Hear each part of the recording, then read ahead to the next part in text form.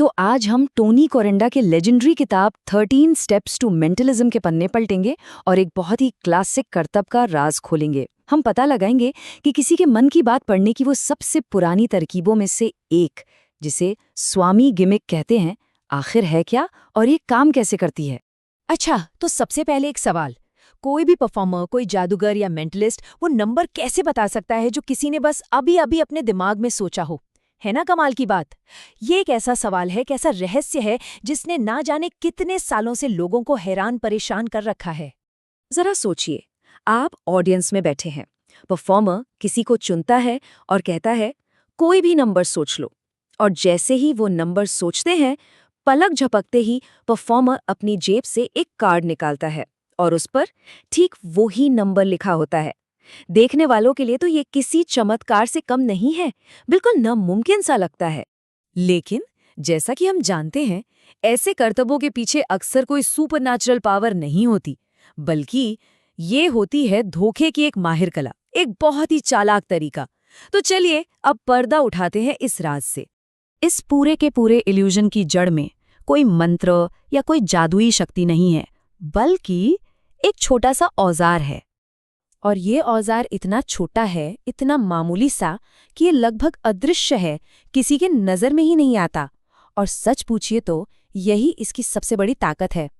इसका नाम है स्वामी गिमिक। अब ये है क्या? ये असल में एक बहुत ही छोटा सा छिपाने लायक लेड होल्डर है, बस जिसे परफॉर्मर बड़ी ही चालाकी से छुपाता है ताकि जरूरत पड़ने पर गुप्त तरीके से कुछ भी लिख सके।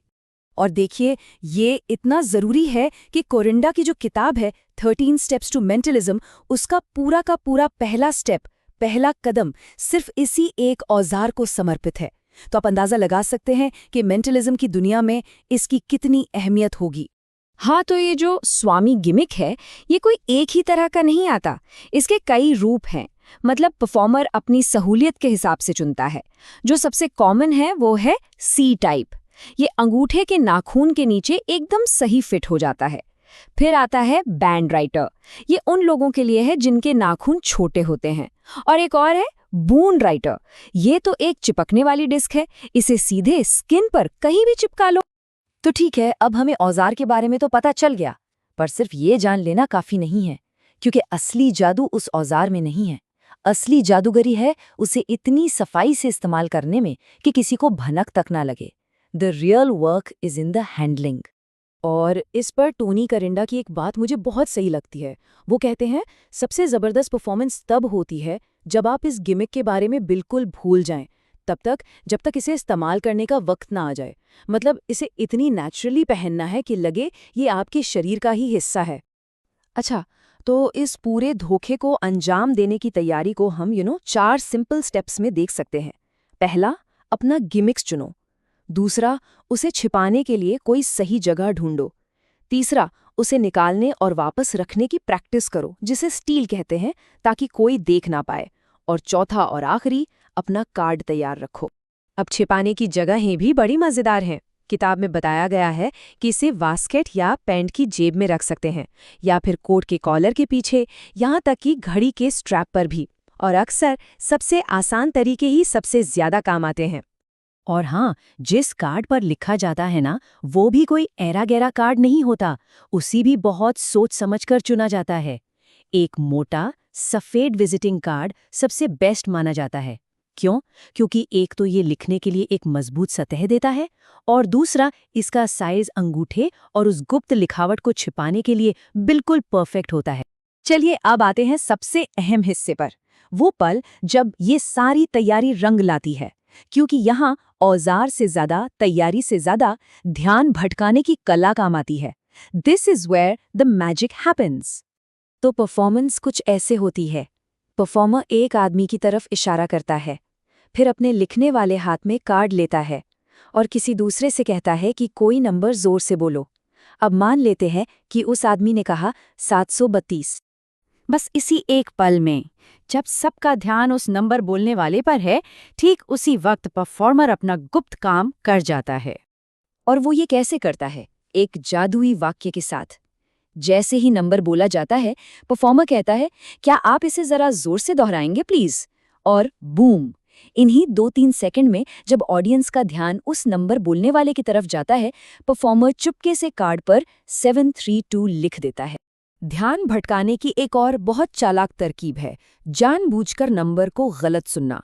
मान लीजिए किसी ने कहा 64 यानी 64, तो परफॉर्मर पूछेगा, माफ कीजिए, क्या आपने 65 कहा? अब इस छोटी सी गलतफहमी को ठीक करने में जितना वक्त लगता है ना, उतने में तो काम हो जाता है। और इस ट्रिक को और ज्यादा इम्पॉसिबल बनाने के लिए एक और चीज की जाती है। कार्ड पर ज्यादातर बातें पहले से ही लिखी होती हैं, जैसे मेरी भविष्यवाणी है कि आप सोचेंगे, बस नंबर की जगह खाली छोड़ दी जाती है। तो परफॉर्मर को सिर्फ वो नंबर भरना होता है। लेकिन ऑडियंस को क्या लगता है कि पूरा का पूरा मैसेज अभी उन्हीं के सामने लिखा गया है, जो कि सच में नामुमकिन लगता है। वैसे ये समझना भी जरूरी है कि ये जो स्वामी गिमिक है, ये कोई आज की ईजाद नहीं है। ये तकनीक, मेंटलिज्म और धोखे की कला के एक बहुत लंबे, शानदार इतिहास का हिस्सा है। इतिहास में एक से बढ़कर एक माहिर हुए हैं इस कला के।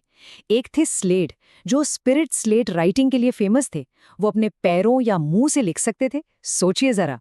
फिर थी मैडम डिस डिबार, जो अपने पैरों से ड्राइंग करती थी और दोनों हाथों से एक साथ लिख सकती थी। और आज के ज़माने में कार्ल फ्रैंक्स का नाम लिया जाता है, जो किसी भी हाथ से स्वामी गिमिक का इस्तेमाल करके पूरे पूरे वाक्य लिख सकते थे। तो घूम फिरकर बात वहीं आ जाती है, असली राज उस छोटे से औजार में है ही नहीं। असली जादू तो परफॉर्मर के कॉन्फिडेंस में है, उसकी साइकोलॉजी की समझ में है और ध्यान भटकाने की उस कला में है। ये सब चीज़ें जब मिलती हैं, तब जाकर एक ऐसा अनुभव बनता है जिसे लोग कभी भूल नहीं पाते। तो अब जब हम ये राज जान चुके हैं, एक सवाल मन में आता है, क्या ये जानने के बाद कि ये सब कैसे होता है, इस करतब का जादू कुछ कम हो जाता है?